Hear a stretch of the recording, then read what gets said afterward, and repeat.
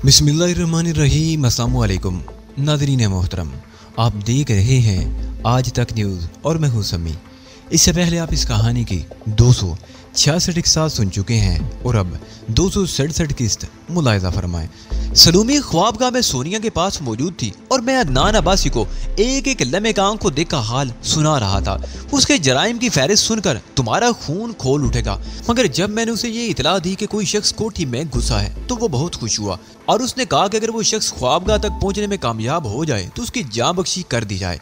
उसे ऐसे जुर्रतमंद लोगों की जरूरत है जो उसके लिए कारहाय नुमाया अंजाम दे सकें। सलोमी और उसके दरमियान किस किस्म का ताल्लुक है? मैंने पूछा। कोई ताल्लुक नहीं, ये ताल्लुक तो मेरे और सलोमी के दरमियान है। वो तो यही समझती है कि उसका ताल्लुक अदनान अब्बासी से है। गोया तुम्हें इतना इख्तियार है कि अदनान अब्बासी के इल्म में लाए बगैर इस किस्म के इकदामात कर सको। सोनिया का हुआ जाती मामला था और उसमें तंजीम के मुलव्वस होने का इम्कान नहीं था, इसलिए सलोमी की फरमाइश पर मैंने ये कदम उठाया, लेकिन उसमें तंजीम मुलव्वस हो गई। मैंने कहा, सोनिया के बारे में तुमने अदनान को क्या बताया? हकीकत हाल ही बताई थी। वो मेरे और सलोमी के ताल्लुकात से वाकिफ है, बल्कि मेरे बारे में सब कुछ जानता है। तुम्हें मालूम है कि इस मामले में सोनिया बेकसूर है, मैंने उसे घूरते हुए कहा, और वो तुम्हारी ही वजह से मुश्किल में फंसी है। उसने मुजरबाना अंदाज में पैरू बदला। मुझे तो सलोमी ने जो कुछ बताया था उसके मुताबिक कसूर सोनिया का ही है। मैंने तंदिया लहजे में कहा, यही कहना चाहते हो ना तुम? हाँ। अदनान झिझक गया। सलोमी के बयान से तो यही जाहिर होता है कि सोनिया ने उसके साथ ज्यादती की थी और तुमने सलोमी के बयान की तस्दीक करने की जरूरत भी नहीं समझी। मैंने बड़े खराब लहजे में कहा, और मेरी नजर में तुम्हारा यही एक जुर्म तुम्हें सजा देने के लिए बहुत काफी है। तस्दीक तो तुमने भी नहीं की। उसने तुर्की बतुर्की कहा, मुमकिन है सोनिया ने गलत बयानी की हो। होश में रहकर गुफ्तगू करो। मैं तस्दीक किए बगैर कोई बड़ा कदम नहीं उठाता और अब मुझे जल्दी जल्दी अपने बारे में आगाह कर डालो। मेरा असल नाम तमकीन है, उसने कहा, और मैं चौंक पड़ा, मगर वो अपनी बात जारी रखे हुए था। अदनान से मेरे ताल्लुकात बहुत पुराने हैं। हम दोनों ही छोटे मोटे जराइम के जरिए गुजर बसर किया करते थे। फिर हालात ने पलटा खाया और अदनान को आगे बढ़ने का मौका मिल गया। वो हुक्मरान पार्टी में शामिल हो गया था और उनके लिए कई कारनामे करके उनके दरमियान अपनी एक पोजीशन बनाने में कामयाब हो गया था। उसके दुश्मनों की तादाद बढ़ने लगी थी। इस मौके पर अदनान ने मुझसे राब्ता किया और मुझे ऑफर की कि मैं प्लास्टिक सर्जरी करा के उसका हम शक्ल बन जाऊं ताकि वो सुकून से अपना काम कर सके। उन दिनों मेरी नई नई शादी हुई थी और मेरे हालात बहुत खराब थे। उस काम की इवज वो मुझे जितनी रकम की पेशकश कर रहा था वो मेरे लिए ऐसी नहीं थी कि मैं उसे नजरअंदाज करता। मैंने अपनी बीवी से मशवरा किया तो वो फौरन ही तैयार हो गई। बस एक राजदारी की शर्त थी। मैंने सोचा ये शर्त पूरी करना क्या मुश्किल है। मुझे नहीं मालूम था कि इस राह में आगे चलकर मेरा क्या हशर होने वाला है। अगर मुझे मालूम होता तो मैंने उसकी पेशकश रद्द कर दी होती। बहरहाल मैंने सर्जरी कराई और उसकी जगह ले ली। उस वक्त अदनान के ये ठाट बाट नहीं थे। मुझ पर कई बार कातलाना हमले हुए, मगर मैं किसी न किसी तरह बचता ही रहा। उसके बाद अदनान की मजीद तरक्की का दौर शुरू हुआ और उसके साथ ही मेरी तरक्की भी शुरू हो गई। आज मेरी पोजीशन तुम्हारे सामने है, लेकिन अब अदनान मेरे लिए पहले वाला अदनान नहीं रहा। अब वो मेरा आका है और मैं उसका मुलाजिम हूँ।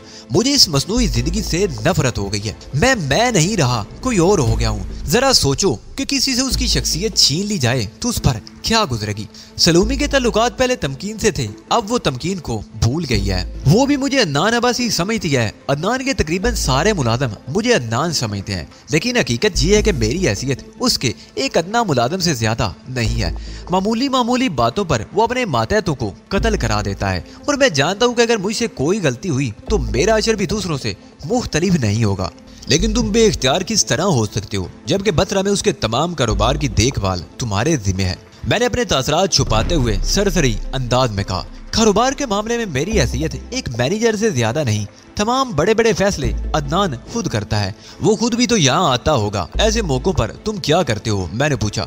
वो कभी कभार ही बसरे का रुख करता है। उसकी आमद की इतला मुझे कबल अज वक्त मिल जाती है और मैं रोपोश हो जाता हूँ, और जब तक वो बसरे में रहता है मुझे सबकी नजरों से ओझल रहना पड़ता है।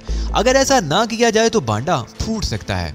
कहानी तो तुमने बहुत अच्छी गढ़ी है, इसकी दाद ना देना ज्यादती होगी, मैंने तंदिया लहजे में कहा। मुझे खुश होना चाहिए मगर नहीं हो सकता, उसने एक तवील सांस लेकर कहा। तुमने मेरे बयान करदा हकायक को तस्लीम कर लिया तो अदनान की तलाश में निकल खड़े हो गए, और जैसे ही उसे इल्म होगा कि मैंने उसका राज फाश कर दिया है वो मेरे कत्ल के अहकामात सादर करेगा, और अगर तुमने उस पर यकीन नहीं किया तो तुम मुझे जिंदा नहीं छोड़ोगे। लिहाजा मैं तकदीर के दायरे पर अब बह रहा हूँ। फर्ज कर लिया कि तुम अदनान नहीं तमकीन हो। सवाल ये पैदा होता है कि अदनान को तुम्हारे अगवा का इल्म किस तरह हो सकेगा। दरअसल बसरा में अदनान की एक मंजूर नजर मरजाना मुस्तकिल तौर पर रहती है। वही उसकी असल नाइब है और अदनान के बाद उससे अहकामात वसूल करता है। बसरा में वो वाहिद शख्सियत है जो मेरी हकीकत से वाकिफ है। सोनिया के अगवा समेत वो पूरे मंसूबे से वाकिफ थी। उसका हुक्म मेरा हुक्म यानी अदनान अब्बासी का हुक्म तसव्वुर किया जाता है और उसे ये इख्तियार भी है कि अदनान के किसी मुलाजिम को भी बराए रास्त कोई भी हुक्म दे सके। जब मैंने उसे कोई वजह बताए बगैर अपनी गैर हाजिरी के बारे में बताया तो वो अचंभे में पड़ गई। दूसरे लोग तो खैर मुतमईन हो गए होंगे, लेकिन मरजाना जानती है कि मैं अदनान की इजाजत के बगैर कोई कदम नहीं उठा सकता। लिहाजा उसने फौरी तौर पर उन दोनों मुआवजों को तलब किया होगा जो मेरे साथ होटल में मौजूद थे। उनसे पूछगछ करने पर उसकी समझ में सारी बात आ गई होगी और रही सही कसर ड्राइवर की वापसी से पूरी हो गई होगी। फिर उसने तमाम हालात से अदनान को मुतला कर दिया होगा और उसने इस हंगामी सूरत हाल से निपटने के लिए और उसे जो भी हदायत दी होंगी इस वक्त मरजाना उन पर अमल करने में मसरूफ होगी। अब ये फैसला करना मुश्किल हो रहा था कि उसकी बात में कितनी सदाकत है। इससे कबल वो मुझसे कई झूठ बोल चुका था, लेकिन इस बार उसे सलोमी की तायद भी हासिल थी। वैसे भी खुद को महफूज रखने के लिए जरूरी था कि उसकी तमाम बातों को दुरुस्त तस्लीम कर लिया जाए ताकि अपने बचाव की तदाबीर की जा सके। अगर मैं उसके बयान को झूठ ही समझता रहता और सच साबित हो जाता तो मैं किसी बहुत बड़ी नागहानी मुसीबत से भी दो चार हो सकता था। तुम्हें कुछ अंदाजा भी नहीं कि सोनिया को कहाँ ले जाया गया होगा? मैंने पूछा। ये अंदाजा करना मुश्किल है। अदनान के यहाँ कई ठिकाने हैं, मुमकिन है उसे मरजाना के बंगले पर ले जाया गया हो, लेकिन उसे तो तुमने सलोमी की फरमाइश पर अगवा कराया था। मैंने चुभते हुए लहजे में कहा। ये अदनान का मंसूबा था ताकि अगर तुम उसके लिए काम करने पर रजामंद ना हो तो तुम्हें उसके जरिए से मजबूर किया जा सके। मैंने सलोमी पर यही जाहिर किया था जैसे मैं उसे सलोमी की ख्वाहिश पर अगवा करा रहा हूँ। मेरा इरादा ये था कि जब अदनान का मकसद पूरा हो जाएगा तो मैं उसे अपनी तहवील में ले लूंगा। मुझे मरजाना की रिहाइश का पता बताओ, मैंने कहा, और वो एक बार फिर हिचकिचाहट का शिकार नजर आने लगा। अगर तुम वहां गए तो उन्हें यकीन हो जाएगा कि मैं नहीं तुम्हें उसके पते से आगाह किया है, उसने झिझकते हुए कहा, और इस तरह तुम्हारी जिंदगी खतरे में पड़ जाएगी। मैंने तंदिया लहजे में कहा। यही कहना चाहते हो ना तुम? हाँ, सिर्फ शुबे की बुनियाद पर अदनान मुझे देखते ही गोली मार देने का हुक्म दे सकता है। तुम तो मुझे अपने बच्चों के वास्ते दे रहे थे। क्या तुमने कभी ये सोचा है कि एक तवाइफ से ताल्लुकात रख के तुम अपने बीवी बच्चों के साथ कितना बड़ा जुल्म कर रहे हो? बहरहाल सोचा है, उसने भर्राई हुई आवाज में कहा, लेकिन जब मेरे पास जराइम की राह छोड़ने का कोई तरीका ही नहीं है तो मैं क्यों उससे कतई ताल्लुक करूं? दौलत तो वैसे भी तमाम जराइम की पर्दापोशी कर देती है। अदनान तो तुम्हें बाद में मारेगा, उससे पहले तुम्हें मेरी तरफ से खतरा है और मैं कोशिश करूंगा कि तुम पर कोई आंच ना आने पाए, लेकिन मैं किसी भी कीमत पर पीछे नहीं हट सकता। अगर मैंने किसी भी वजह से फिसपाई इख्तियार की तो सारी जिंदगी सुकून का सांस नहीं ले सकूंगा। लिहाजा बेहतर यही है कि जो कुछ भी मैं पूछूं सीधे सीधे मुझे बताते रहो। वो तो बताना ही पड़ेगा। उसने एक तवील सांस ली और मुझे मरजाना के पते से आगाह कर दिया। अब ये भी बता डालो कि उसके बंगले पर किस किस्म की हिफाजती इंतजामात हैं। तमकीन ने एक तवील सांस ली। वो कुत्ते पालने की शौकीन है। तुम खुद अंदाजा कर सकते हो कि उसके बंगले पर क्या हिफाजती इंतजामात हो सकते हैं। अब तुम ये बताओ कि तुम्हें सलूमी वाले कमरे में बंद करूं या तुम कोई अलहदा कमरा पसंद करोगे? तमकीन की ख्वाहिश पर मैंने उसे दोबारा उसी कमरे में पहुंचा दिया और खुद वापस आकर ड्राइंग रूम के एक सोफे पर नीम दराज हो गया। सूरत हाल बड़ी गंभीर हो गई थी। सलूमी की फराम करदा मालूमात की रोशनी में यही नतीजा अखज़ किया जा सकता था कि जिस शख्स को मैंने अदनान समझकर पकड़ा था वो वाकई ही अदनान नहीं बल्कि तमकीन है। अब ये सवाल था कि वो जो कोई भी हो, मेरा उससे कोई दाती झगड़ा नहीं था। इस पूरे हंगामे की पुष्ट पर सलूमी थी। उसी की वजह से अदनान अब्बासी या तमकीन उसमें मुलव्वस हुआ था और अब नौबत यहाँ तक पहुँच गई थी कि अदनान अब्बासी से मेरी बाकायदा दुश्मनी हो गई थी। सोनिया उसके कब्जे में थी जिसे उसके चुंगल से आजाद कराना मेरी जिम्मेदारी थी। दूसरी तरफ अदनान ने भी उसे अपने वकार का मसला बना लिया होगा। मेरी वजह से जो उसे रिस्क उठाना पड़ी उसे बर्दाश्त करना पड़ा। उसके लिए कोई आसान काम नहीं था। इस बात से मुझे बहरहाल कोई दिलचस्पी नहीं थी कि असल अदनान कौन है और नकल कौन है। दिलचस्पी होना या ना होना अलग मामला था। अब तो मैं मजबूर था। अदनान ने अपनी तवज्जो मुझ पर मरकूज कर दी थी। मैं दिलचस्पी ना लेता तो मारा जाता। अदनान अब्बासी का जो खाका बना था उसके पेश नजर उससे दरगुजर की तवक्को नहीं की जा सकती थी। अपनी तमाम तर कोशिशों के बावजूद वो मुझे अपने लिए काम करने पर मजबूर नहीं कर सका था। टेलीफोन की घंटी मुझे ख्यालात की दुनिया से बाहर ले आई। रिसीवर उठाते वक्त मैं सोच रहा था कि दूसरी तरफ मेरे वही नामालूम दुश्मन होंगे, मगर इस बार मामला मुख्तलिफ था। दूसरी तरफ से जो आवाज सुनाई दे रही थी उसे सुनकर यूं महसूस हुआ जैसे वो आवाज किसी मशीन से बरामद हुई हो। कौन बात कर रहा है? लहजा सपाट और बेतासर था। तुम कौन हो? मैंने जवाबी सवाल किया। मेरे बातें पर नागवार सी शिकने पड़ गई थी। जवाब में उस मशीनी आवाज ने टेलीफोन नंबर दोहराया। क्या तुम इस नंबर से बात कर रहे हो? हाँ, मैंने भी बेतासर आवाज में कहा। तुम्हें किससे बात करनी है? अगर तुम इसी नंबर से बोल रहे हो तो तुम्हें अली हमाद होना चाहिए। हाँ, मैं अली हमाद ही हूँ। मेरी पेशानी पर पड़ी हुई शिकने कुछ और गहरी हो गई, मगर मैं तुम्हें शनाख्त नहीं कर सका कि तुम हो कौन। जवाब में क्या का सुनाई दिया। ये भी ऐसा ही था जैसे किसी मशीन से आवाज निकली हो। तुम शनाख्त कर भी नहीं सकते। अगर तुम अदनान अब्बासी को रिहा कर दो तो तुम्हारी जान बख्शी की जा सकती है। मैंने मैंने खेद अंदाज में सारी लाया। खून अदनान अब्बासी? मैंने बड़ी मासूमियत से सवाल किया। वही जिसे तुमने अगवा किया है। तुम्हारी भलाई के लिए मशवरा दिया जाता है कि या तो उसे रिहा कर दो या बदतरीन सूरत हाल का सामना करने के लिए तैयार हो जाओ। ठीक है, मैं उसे रिहा कर दूंगा, मगर पहले उसने मेरी बीवी को अगवा किया था। मैंने उसके खिलाफ जवाबी कार्रवाई की है। सौदेबाजी करना हमारे उसूल के खिलाफ है। तुमसे जो कुछ कहा जा रहा है कर दो, वरना नताइज के जिम्मेदार तुम खुद होगे।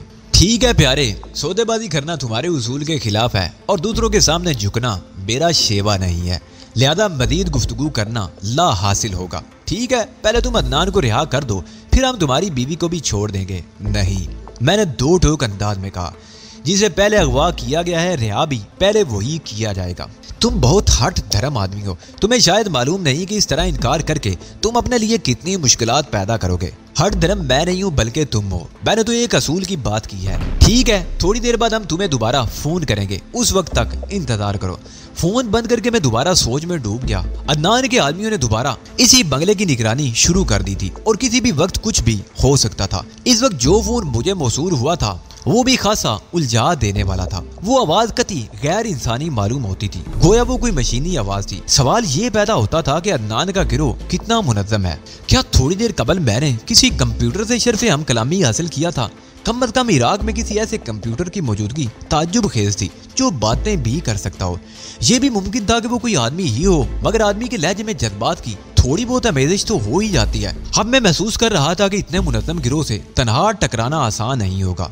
मेरे ज़हन में इराकी इंटेलिजेंस के सरबराह कर्नल नोमान का नाम आया, मगर मैंने उससे मदद लेने का ख्याल देन से झटक दिया। मेरे अंदाजे के मुताबिक अदनान अब्बासी के सामने कर्नल नोमान भी बेबस होगा। मुझे ये एहसास भी था कि कर्नल नोमान तक न सिर्फ आर्थर और टारमंडू के कत्ल की इतला पहुंच गई होगी, बल्कि वो मेरे गायब हो जाने पर भी परेशान हो रहा होगा। लेकिन मैं उससे राब्ता कायम न करने का फैसला कर चुका था। मेरी नजर में कर्नल नोमान अपने तमाम तर इख्तियारात के बावजूद एक बेबस आदमी था और किसी बेबस आदमी के लिए काम करना मेरे लिए मुमकिन नहीं था। उससे तो बेहतर ये होता कि मैं अदनान के लिए काम कर लेता, जो कम अज कम बाइख्तियार तो था। अदनान अब्बासी बास पार्टी का सरकर्दा कारकुन था और उससे उलझने का मतलब था हुकूमत से तसादुम। मगर मैं इस तसादुम को किस तरह रोक सकता था? जब किस्मत में दरबदरी लिख दी गई हो तो कोई क्या कर सकता है? आदमी कितना बेबस है।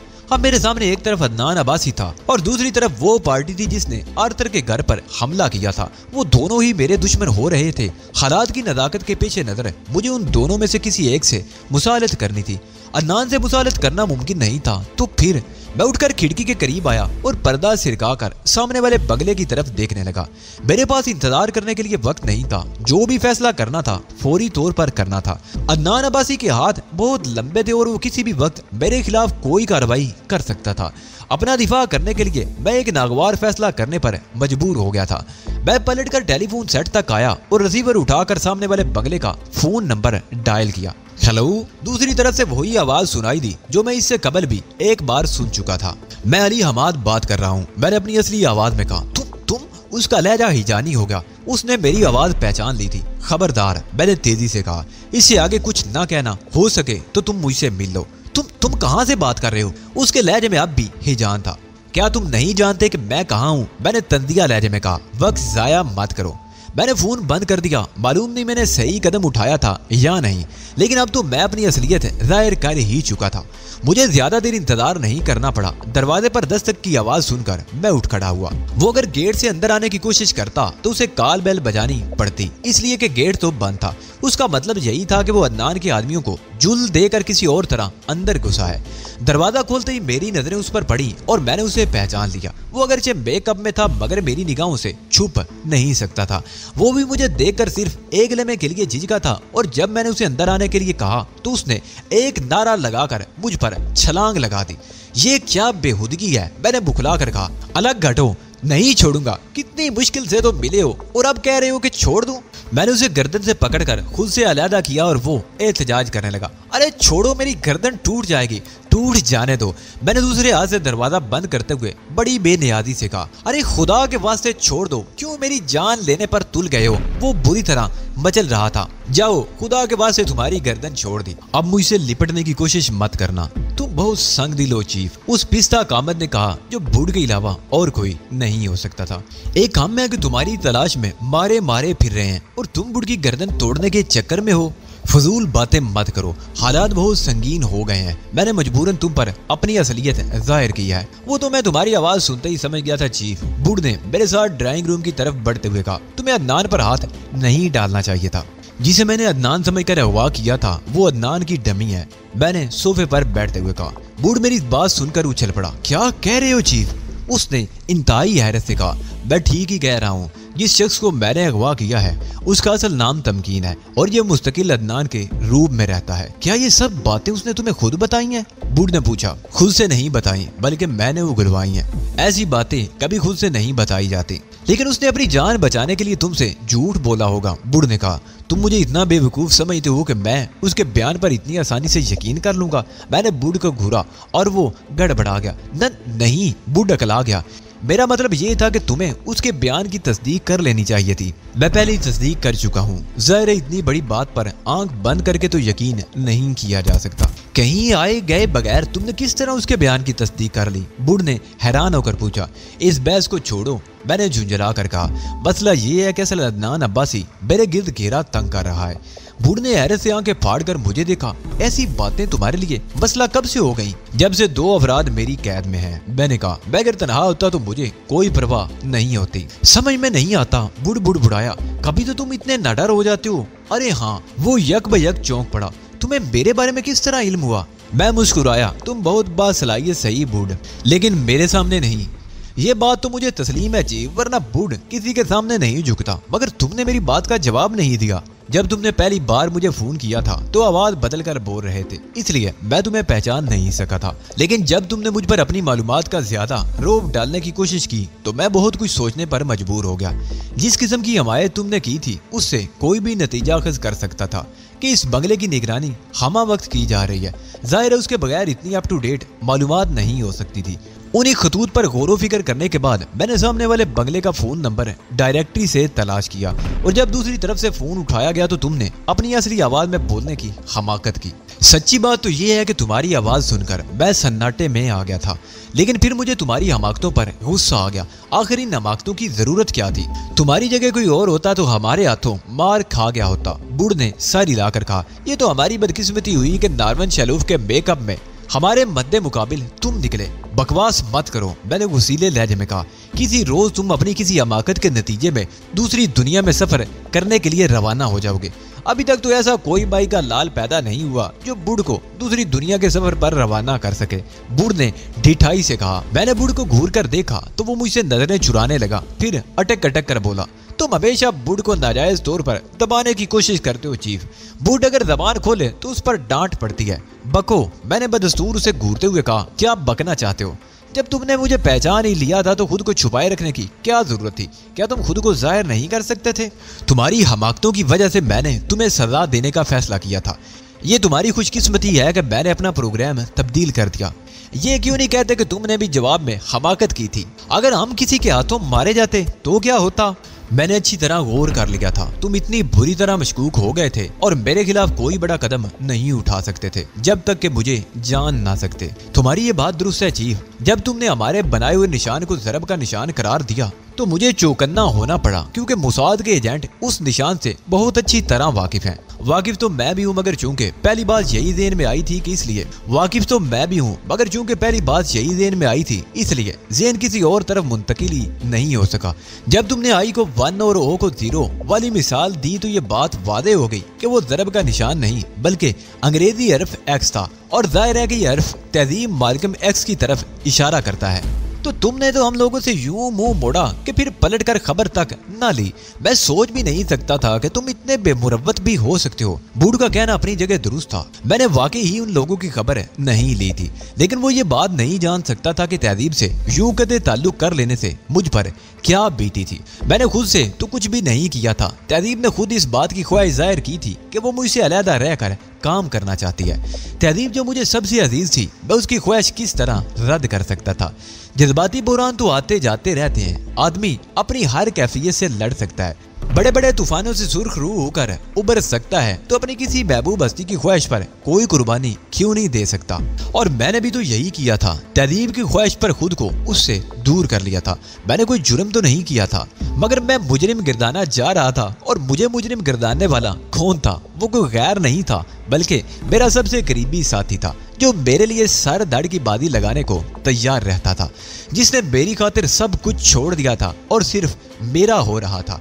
वो जो मेरे अहकामात पर अमल करना अपना फर्ज समझता था, मुझसे मेरी बेमोरी का शिकवा कर रहा था। और मैं सोच रहा था कि उसे क्या बताऊं, किन अल्फाज में अपनी सफाई पेश करूं। क्या तहजीब को भी मुझसे यही शिकायत है? मैंने कहा। तमाम तर कोशिशों के बावजूद मैं अपनी आवाज की भर्राट पर काबू नहीं पा सका था।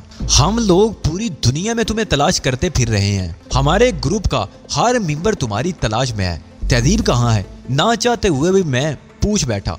क्या वो भी मुझे याद करती है?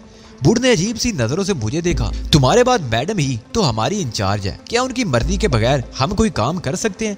बूढ़ के जवाब से साफ जाहिर था कि तहजीब मुझसे मिलने के लिए बेचैन है।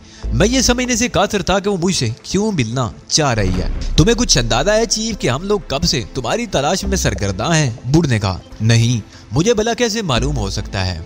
तुम्हें वाकई नहीं मालूम हो सकता? बूढ़ ने एक ठंडी सांस लेकर कहा। तुम्हें याद होगा कि तुम अमेरिका से शाम आए थे और तुमने वो असला साज फैक्ट्री तबाह कर दी थी जो ओलिव हार्वर्ड और हारून राबिल की इश्तराक से शाम में खुफिया तौर पर कायम की गई थी। उस फैक्ट्री के साथ ही ओलिव हार्वर्ड भी हलाक हो गया था। हम लोग उस वक्त अमेरिका ही में थे और हमने उस कामयाबी का जश्न भी मनाया था। उसके बाद हमें इतला मिली कि तुमने शामी फौज में शमूलियत इख्तियार कर ली है। मैडम इस इतला पर खुश भी हुई थी और अफसुर्दा भी थी, लेकिन उसमें अफसुर्दा होने वाली कौन सी बात थी? मैंने मुज़तरिबाना लहजे में कहा। दरअसल मैडम के ख्याल में तुमने खुद को महदूद कर लिया था। उनका मौकफ था कि तुम्हें यहूदियों का मुकाबला ज्यादा वसी महाज पर करना चाहिए। खुशी उनको तुम्हारे जज्बे की थी जिसके तहत तुम फौज में शामिल हुए थे। ताम तुमने जल्दी में अपने इस फैसले पर नजरसानी कर ली। शायद तुम्हें खुद भी एहसास हो गया होगा कि तुमने सही फैसला नहीं किया था। क्या मैं गलत कह रहा हूँ चीफ? तुम बिल्कुल सही कह रहे हो, लेकिन ये तजरिया भी तहजीब ने किया होगा, मैंने कहा और बूढ़ जीप गया। हाँ, फिर तुम बैरूत में एक मिशन की तकमील के बाद इसराइलियों की कैद में चले गए। मैं बयान नहीं कर सकता चीफ कि तुम्हारी गिरफ्तारी की खबर सुनकर मैडम की क्या हालत हुई थी। हमने तुम्हें इसराइलियों की कैद से रिहा कराने के लिए एक मंसूबा बनाया था और बैरूत पहुंच गए, जहां हमने उस कैंप के एक अफसर को अगवा कर लिया जहां तुम्हें कैद किया गया था। हमें ये जानकर हैरत हुई कि वो तुम्हारी असलियत से ना वाकिफ थे। बहरहाल ये जरूर मालूम हो गया कि तुम पहले ही उनकी कैद से फरार हो चुके हो। मजीद तस्दीक करने की गर्ज से हमने एक और अफसर को अगवा किया, उससे भी वही मालूमात हासिल हुई। उन मालूमात से यही नतीजा अखज़ किया जा सकता था कि तुमने जामे शहादत नोश कर लिया होगा, लेकिन मैडम इस बात पर यकीन करने के लिए तैयार नहीं थी। उन्होंने हुक्म दिया कि जब तक अली यार खान के बारे में कोई हतमी इतला ना मिल जाए, अली ग्रुप का हर मेंबर तुम्हारी तलाश पर मामूर रहेगा। तो क्या तुम लोग उस वक्त से ही मुझे तलाश कर रहे हो? मैंने हैरत से कहा। हाँ, तुम्हारी शहादत की तस्दीक भी नहीं हो पा रही थी और सुराग भी नहीं मिल रहा था। आखिरकार मैडम ने नया हुक्म जारी किया कि तुम्हारे बारे में कोई इतला मिलने तक जो भी यहूदी एजेंट रद पर आए उसे बिला तरद्दुद हलाक कर दिया जाए और ये वादे किया जाए कि उसे किसने हलाक किया है। और इसीलिए तुम लोग एक्स का निशान इस्तेमाल कर रहे थे? मैंने पूछा। हाँ, शुरू में हमने उन्हें बता दिया था कि एक्स से मुराद तहजीब मालकम एक्स है। उसके बाद हम सिर्फ एक्स का निशान बनाने पर ही इक्तफा करने लगे। अब तक हम उनके दर्जनों एजेंट हलाक कर चुके हैं और मुसाद के बड़ों में खुलबुली मची हुई है और पोजीशन ये है कि हम तुम्हारी तलाश में हैं और मुसाद के एजेंट अली ग्रुप के अरकान को और तहजीब मालकम एक्स का सुराग लगाने के दर पे है। उसी वजह से हमने अपना हेड क्वार्टर बैरूत से गोटे हिल मुंतकिल कर दिया है। बैरूत में हमारे लिए अपना वजूद बरकरार रखना मुमकिन नहीं रह गया था। गोटे हिल के जिक्र से मुझे जनरल और कैथी ब्राउन याद आ गए और मैंने बुढ़ से उनके बारे में पूछा। वो दोनों भी तुमसे बेहद मोहब्बत करते हैं चीफ, और जब से तुम्हारी जिंदगी की खबर मिली है वो दोनों भी तुमसे मिलने के लिए बेचैन है। मेरी जिंदगी की खबर? मैंने हैरान होकर कहा। उन्हें कैसे मालूम हुआ कि मैं जिंदा हूँ? इसराइल के कांकरेड अगवा होने के बाद तुम्हारी जिंदगी का राज अफशा हुआ। गो कि उससे कबल भी हमने तंजीम आज़ादी फलस्तीन से तुम्हारे बारे में मालूमात हासिल करने की कोशिशें की थी, मगर बारहा उन्होंने लाइल्मी का इजहार किया था। कांकरेड अगवा होने के बाद उन्होंने हमें तुम्हारे बारे में बताया। यही वजह है कि हम यहाँ नजर आ रहे हैं। मैं खुद पर काबू नहीं रख पा रहा था। एक अरसे बाद तहजीब के बारे में कुछ मालूम हुआ था और वो मुझसे मिलना चाह रही थी। अब मेरे लिए मजीद जब्त करना मुमकिन नहीं रह गया था। लेकिन तहजीब है कहाँ? क्या वो भी तुम लोगों के साथ मौजूद है? मैंने बेताबी से कहा। बुढ़ मुस्कुराया। फराग की एक रात और बाकी रह गई है। मैडम कल सुबह यहीं पहुंच जाएगी। मुझे ये बात अजीब मालूम हुई। तहजीब अगर मुझसे मिलने के लिए इतनी बेचैन थी तो असूली तौर पर उसे पहली फुर्सत में यहाँ पहुंच जाना चाहिए था। तुम लोग यहाँ कब से हो? मैंने पूछा। कई रोज हो गए, बुढ़ ने बताया। हमें ये तो मालूम हो गया था कि तुम यहाँ की मिलिट्री इंटेलिजेंस के हत्थे चढ़ गए थे। उसके बाद हम कुछ मालूम नहीं कर पा रहे थे। लेकिन तहजीब ने यहाँ पहुँचने में इतनी देर क्यों कर दी? वो तो मुझसे मिलने के लिए बेताब थी। इस सवाल का जवाब तो मैडम ही दे सकेंगी। बुढ़ भला क्या बता सकता है? बुढ़ ने बड़ी मासूमियत से कहा। मुझे टालने की कोशिश मत करो बुढ़, मैंने उससे घूरते हुए कहा। तुम मुझसे कुछ छुपा रहे हो। हाँ, बुढ़ ने खिलाफे तवक्को बड़ी शराफत से एतराफ कर लिया। मैं वाकई तुमसे कुछ छुपा रहा हूँ। मुझे मैडम की ताखीर की वजह मालूम है, मगर मैं चाहता हूँ कि वजह तुम खुद उनकी जबानी ही सुनो। ऐसी कौन सी बात है जो तुम मुझसे छुपा रहे हो? यही बता दिया तो फिर छुपाने को क्या रह जाएगा? बूढ़ शरारत अमेज अंदाज में मुस्कुराया, फिर फौरन ही संजीदा भी हो गया। तुमसे कौन सी बात छुपाई जा सकती है चीफ? मैडम की हदायत थी कि अगर तुम्हारा सुराग मिल जाए तो पहली फुर्सत में ये इतला तुम तक पहुंचा दी जाए, मगर मैं उनके हुक्म की खिलाफ वर्जी कर रहा हूँ। क्यों? मैंने उसे घूरा। इतना बहुत अहम है चीफ। अगर मैडम कल सुबह यहाँ पहुँचने वाली ना होती तो मैं तुम्हें आगाह कर देता। तुम खुद मैडम की जबानी ही सुनो। मुझे बुढ़ पर गुस्सा तो आया, मगर मैंने उस पर जाहिर नहीं होने दिया कि मैं गुस्से में हूँ। मैंने बेपरवाही से शाने झटके और उससे पूछा, तुम्हें यह बात कैसे मालूम हुई कि मैंने इस बंगले में पनाह लिया है? मैंने तुम्हें बताया था कि हम तुम्हारी तलाश के साथ साथ यहूदी एजेंटों को भी ठिकाने लगा रहे थे। यहाँ हम तुम्हें तो नहीं ढूंढ सके, मगर आर्थर हमारी नजरों में आ गया। उसके बारे में छानबीन करने पर मजीद शकूक व शुबात पैदा हुए और फिर तुम बुढ़ के तरीके कार से तो वाकिफ ही हो। हमने उसकी सेक्रेटरी को अगवा कर लिया। जब उसकी समझ में प्यार मोहब्बत की जबान नहीं आई तो हमने अपना मखसूस तरीका कार आजमाया। नाज़िक अंदाम सेक्रेटरी ने जरा से ही तशद्दुद के बाद जबान खोल दी और वो बातें तक बता दी जो हमने उससे पूछी भी नहीं थी। मैं पूछ रहा हूँ कि बहसीयत नार्मन शलूफ मेरे इस बंगले में पनाह देने के बारे में तुम्हें किस तरह मालूम हुआ और तुम गैर मुतल्लक बातें कर रहे हो? मैंने वसीले लहजे में कहा। वही बता रहा हूँ चीफ, बुढ़ ने कहा। आर्थर की निगरानी करने की गर्ज से हम पहले से ही सामने वाले बंगले पर काबिज थे।